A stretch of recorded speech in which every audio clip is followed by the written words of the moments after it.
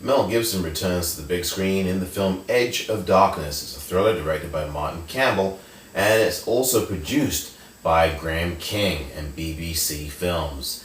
Edge of Darkness is centered in Boston and is focused on a detective for the Boston Police Department whose daughter is murdered early on in the story. That detective is played by Mr. Gibson. His name is Thomas Craven.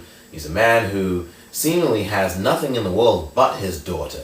And this film, in a very interesting way, has some themes that are reminiscent to one of the worst films of 2009, which is called Irene in Time.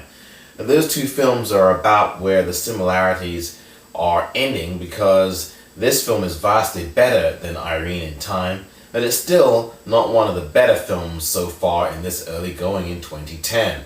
Mr. Gibson is the man who plays a character who's essentially like himself, somebody who is very devout in his personal beliefs and religion. There's a lot of iconography in this film, a lot of the cross, a lot of the very things that Mr. Gibson holds very near and dear to himself on a personal basis. There's some decent supporting performances here by Ray Winston, among others.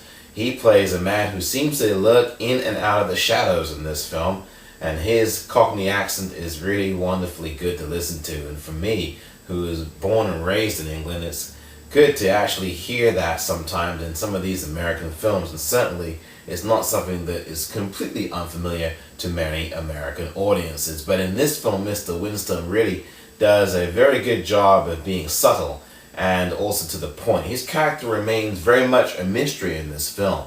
And what isn't a mystery is the fact that Mr. Campbell, who directed the film Casino Royale several years ago, comes back here with a muted and subdued effort.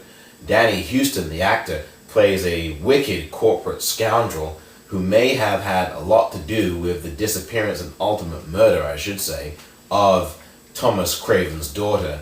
And this film definitely does have its pluses, but there are a lot of minuses in the film as well. There doesn't seem to be a lot of urgency in the film. It seems very stale at times, and it looks as if Mr. Gibson's character is just walking through the motions until we reveal and find out what happens at the end of the film. And I guess when you look at the ending, it makes perfect sense.